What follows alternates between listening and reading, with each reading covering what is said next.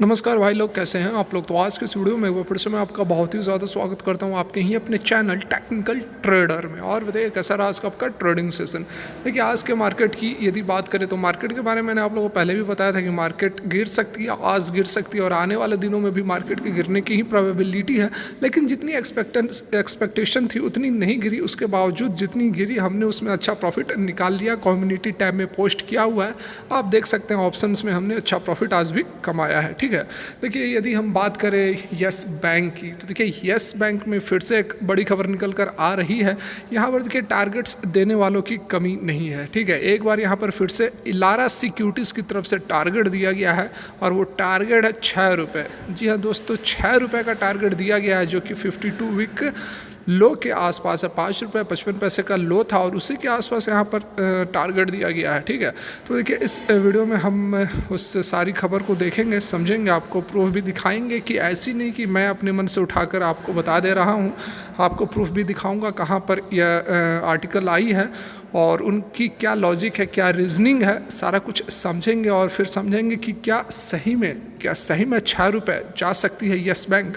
ठीक है, तो रिक्वेस्ट एक ही करना चाहूँगा कि वीडियो अच्छी तो नहीं लगी, क्योंकि बुरा समय चल रहा है यस बैंक का और आपने इन्वेस्ट किया होगा तो आपको भी लॉस हो रहा होगा। तो इसका मतलब यह नहीं है कि आपको कोई भी इन्फॉर्मेशन दी जाए तो आप उसे डिसलाइक करें क्योंकि वह निगेटिव फैक्टर्स को उजागर कर रही है। ठीक है, तो इसलिए रिक्वेस्ट यही करना चाहूँगा कि वीडियो यदि काम की लगे तो हौसला अफजाई करें, लाइक करें, चैनल सब्सक्राइब करें, बेल आइकन को भी हिट करें। तो चलिए सीधे चलते हैं मुद्दे पर। देखिए यहाँ पर यदि हम आज की बात करें तो यहाँ पर आप देख सकते हैं कि आज किसी तरह का हमें कोई मोमेंटम देखने को नहीं मिला है। स्टॉक में 12 रुपये 40 पैसे पर ओपन हुई थी और आप देख सकते हैं कि किसी के आसपास बिल्कुल भी कुछ नहीं मोमेंटम है। थोड़ी सी अप 12 रुपये 60 पैसे के आसपास हाई बनाया था, फिर थोड़ी बहुत लो बनाया था, लेकिन ट्रेड कुछ नहीं हुआ है। ठीक है, तो देखिए जो गिरावट आप देख रहे हैं पिछले जब से इसकी रिज़ल्ट्स आई है, रिज़ल्ट्स आने के बाद से लगभग 14 रुपये का हाई बनाया था और फिर से यहाँ पर लगातार आज चौथी दिन हो गई, चौथी पाँचवीं दिन होगी कि स्टॉक में हमें कोई मोमेंटम नहीं दिख रहा है। ठीक है, तो इस तरह का जो एक तो खबरें भी निकल कर आ रही है, जैसा कि कल भी एक खबर आ गई थी कि जो नॉमिनी डायरेक्टर थे, SBI के द्वारा अपॉइंटमेंट डायरेक्टर थे, उन्होंने रिज़ाइन दे दिया। तो कुछ खबरें भी ठीक नहीं आ रही हैं, जो कि तेल में घी डालने का काम कर रही है। तेल में घी या कुछ होता है, मैं कहावत तो भूल रहा हूँ, मतलब आप समझ रहे हैं कि बात अच्छी नहीं है यहाँ पर।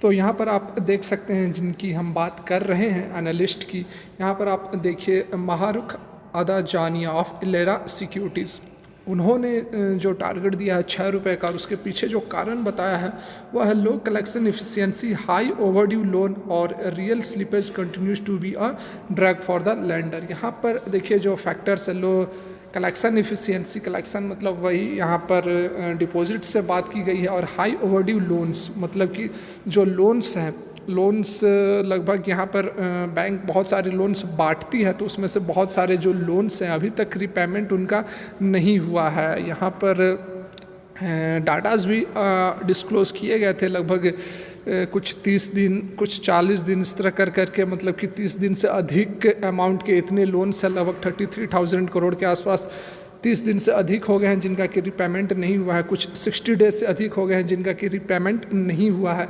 तो यहाँ पर वही बात की जा रही है कि जो ओवरड्यू लोन्स हैं वह अधिक है, जिसकी कारण कि यहाँ पर एक चिंता बनी हुई है।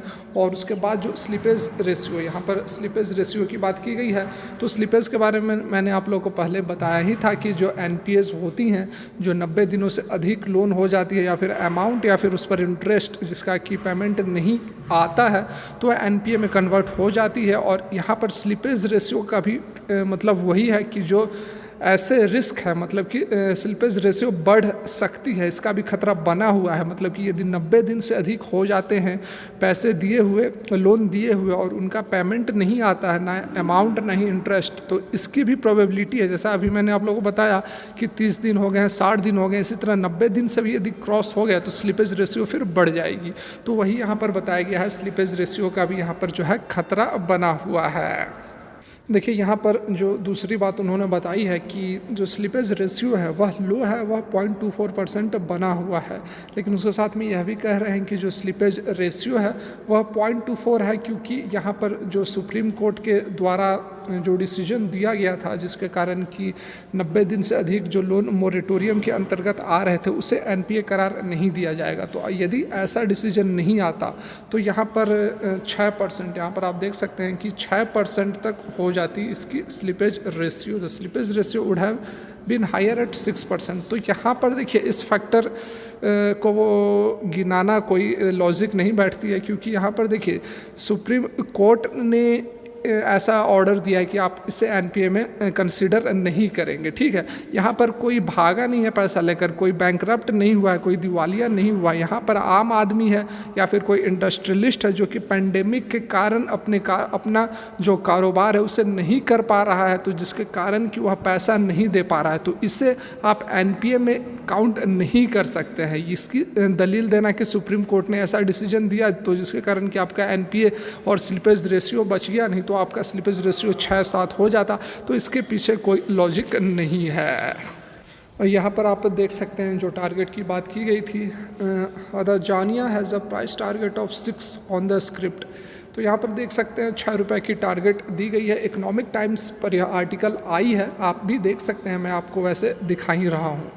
देखिए यहाँ पर दूसरी जो दलील दी गई है वह बताई गई है कि इसका एनपीए जो है वह हाईएस्ट है इसके पीयर्स के कंपैरिजन में। देखिए अभी जो Q2 के रिजल्ट्स आए थे उसमें इसका एनपीए जो है वह 16.30% और नेट एनपीए 4.71%, और जो कि हाईएस्ट है। सही बात है, ऑल इसके जो कंपिटिटर्स है, इसके पीयर्स है, उन बीच में यह हाईएस्ट है। तो हाँ, हाईएस्ट तो होगा ही, यह भी लॉजिक कोई बहुत जस्टिफाई नहीं करती है, क्योंकि बैंक को बचाया गया है, इसका बेल आउट प्लान बनाया गया है, और बेल आउट तभी बनाया गया जब इसके पास पैसे नहीं थे। इसने जो भी लोन्स दिए हुए थे वो सारे डिफ़ॉल्ट कर गए थे, तभी तो इसका बेल आउट प्लान बनाया गया। तो एनपीए तो सबसे ज़्यादा होगा ही, इसमें कोई बहुत बड़ी और बहुत क्रांतिकारी बात किसी ने नहीं बता दी है।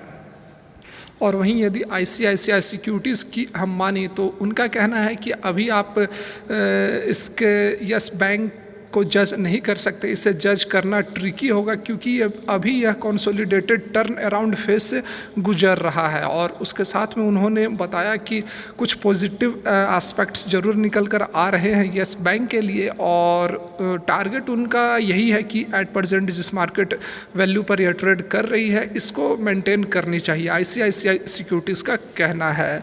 तो देखिए जो बातें थी मैंने आप लोग को सभी बातें बताई, समझाई, और देखिए यदि अपनी कंक्लूज़न निकालने की कोशिश की जाए, कंक्लूड करने की कोशिश की जाए, तो मुझे भी जहाँ तक लगता है कि 6 रुपया तो यार बहुत कम हो जाएगा। 6 रुपये तो नहीं जाना चाहिए। हाँ, हो सकता है कि एफपीओ वाले प्राइस से नीचे आ जाए, ये हो सकता है, ये मैं पहले से भी बोल रहा हूँ, लेकिन 6 रुपये 5 रुपये मुझे तो मुश्किल लगता है। फ़िलहाल होने का तो भाई कुछ भी हो सकता है, क्योंकि स्टॉक मार्केट है। कौन जान रहा था कि जब इसका उस समय जब खबरें आई थी कि यह बैंकरप्ट होने वाला है फरवरी में, कौन जान रहा था कि ये 5 रुपये 5.5 रुपये चला जाएगा। ठीक है, उसके बाद कौन जान रहा था कि ये 80-90 रुपये का हाई बनाएगा अगले ही सप्ताह 2 सप्ताह में। हुआ था ना, आपको याद है या नहीं याद है तो मैं बता देता हूँ कि 5.5 रुपये का लो बनाने के बाद 80-90 रुपये का हाई भी बनाया था 2 सप्ताह के अंदर में ही। तो कौन जान रहा है, लेकिन प्रोबेबिलिटी की बात करेंगे, प्रोबेबिलिटी बहुत कम है कि आपको 5 रुपये 6 रुपये इसका टारगेट प्राइस देखने को मिले। तो यह थी आज की वीडियो अच्छी लगी लाइक करो, चैनल सब्सक्राइब करो, बेल आइकन को हिट करो। वीडियो देखने के लिए बहुत बहुत धन्यवाद। भगवान करे आपका दिन अच्छा रहे।